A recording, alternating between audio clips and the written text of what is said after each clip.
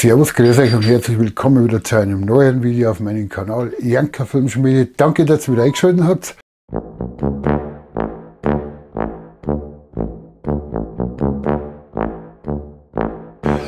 Diesmal geht es ja wieder um die Küche. Vor einem Jahr habe ich das Ganze da ein bisschen komplett renoviert. Ich habe da die Steinwand, Optik, Tapeten hingemacht. Und diesmal wird aufgeräumt, die ganzen Regale. Ich will mich trennen von den blöden Plastikgelumpe oder die tausend verschiedenen Gläser. Das alte Gelumpe will ich jetzt unbedingt einmal so einheitliche Gläser. Da gibt es wunderbar schöne, so 250 Milliliter Gläser mit einem goldenen Deckel. Die sind eckig. 12 cm hoch, glaube ich. Und da sind so schwarze Kreidenetiketten dabei. Die sind schon fertig geschrieben und es sind leere dabei, wo man selber beschriften kann mit dem Kreidestift. Und das schaut richtig geil aus und ich wollte einfach mal ein richtig einheitliches System haben und nicht, wo es so durcheinander reingeklatscht ist. Schaut einfach grausig aus. Wie gesagt, so Röstzwiebeln, wenn man kauft, eigentlich macht man es normal ja selber, aber wenn wir kaufen, raus von den blöden Plastikbecher, dann in das Glas eingefüllt, Röstzwiebel draufschreiben oder getrocknete Pilze. Hier habe ich eine ganz alte Stevia-Dosen. Mittlerweile haben wir aber da Birkenzucker drin, ein Xylit. Das ist ein windiges Plastik. Und das kommt dann auch in Gläser rein. Was aber ganz interessant ist, was man nie wegschmeißen sollte, das sind so Smoothie-Gläser. Ja, da habe ich ganz große da. Ja, wo steht denn drauf? Ich weiß jetzt gar nicht wie viele. 750 Milliliter Gläser. Die sind dicht, haben da schon einen Schraubverschluss. Hier haben wir zum Beispiel, hier habe ich Haferkleie drin, die habe ich ein bisschen beschriftet. Und hier normale Haferflocken, die sind jetzt fast leer. Da sind die gut, die schmeißen wir nicht weg. Das sind sehr gute Gläser, wo man Küchensachen, Lebensmittelzutaten aufbewahren kann. Oder hier die kleine Variante. Hier habe ich Koriandersamen drin.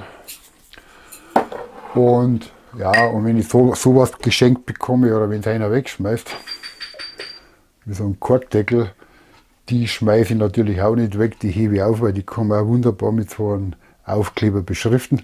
Und die sieht dann schon viel eleganter aus, wie wenn das ganze Zeug da in so,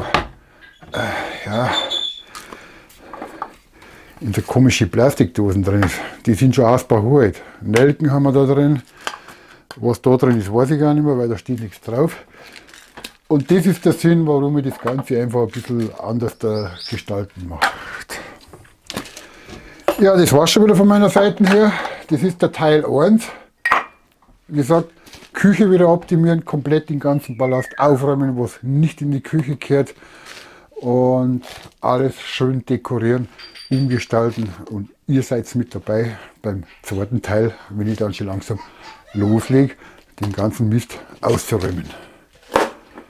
So, wie gesagt, das war der erste Teil und ja. Und heute gibt es eine Wachtelbohnensuppe, auf die freue ich mich schon. Ich muss nur noch die restlichen Zutaten einkaufen, was ich brauche.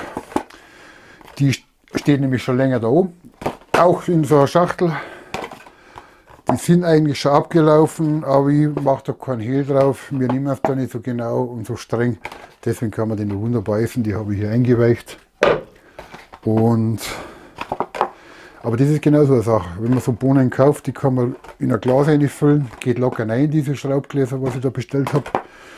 Und dann hat man diese komischen Schachteln immer da. So. Tipp, wenn man sowas macht, Wachtelbohnen, und man will genau das Rezept machen, dann kann man das mit der Schere ausschneiden, ins Glas reingestopft und damit hat man das ganze Rezept. So, das war Teil 1. Dort einmal so ein kleiner Vorspann, was ich alles machen will mit der Küche.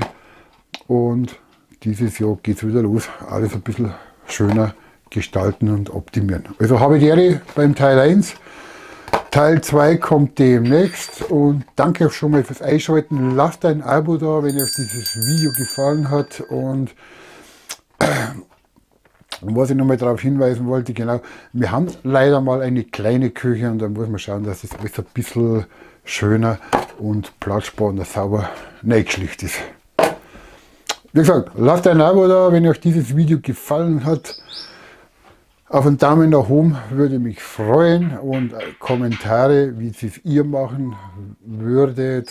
Und auf alle Fälle, es wird jetzt umgestaltet. Servus, macht es gut, bis zum nächsten Video, Teil 2.